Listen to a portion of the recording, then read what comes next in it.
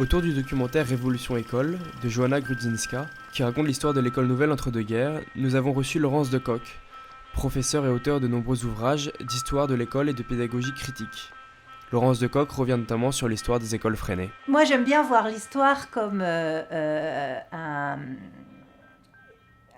lieu dans lequel on va chercher du combustible, voilà. Pour se redonner un peu de force, quoi. Donc, ce film, il va permettre ça, d'aller trouver du combustible, c'est-à-dire de prendre conscience, donc aussi bien chez les parents, mais d'ailleurs aussi chez les gens qui n'ont pas d'enfants ou chez les enseignants, c'est pour tout le monde, de prendre conscience que la pédagogie a une histoire et qu'elle a une histoire de l'engagement, de la résistance, de l'organisation. Donc ça, c'est déjà un truc qui donne à voir que la résistance par la pédagogie est possible. Ça, c'est déjà énorme.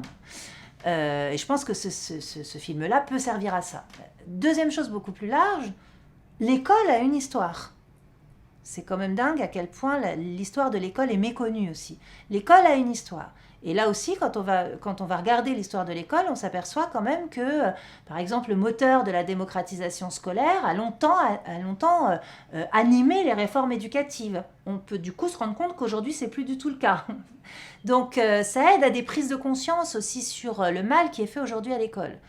Ça, c'est une première chose. Donc, on va dire que la connaissance de ce passé de l'école et de la contre-école, ça fournit des outils quand même pour comprendre un petit peu ce que c'est que cette institution. C'est pas simplement un endroit à côté de chez soi, on met son gosse, on le retire, on fait chier les profs, les mauvaises notes, etc. Non, c'est pas ça. Puis c'est pas non plus l'école caserne.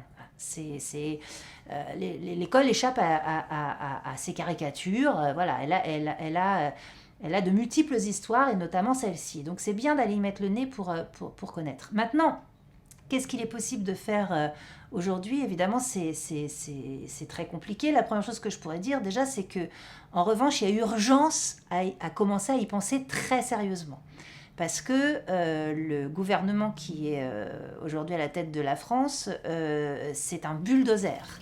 Un entretien à voir en accès libre sur Ciné Mutin, avant ou après avoir vu le documentaire Révolution École 1918-1939.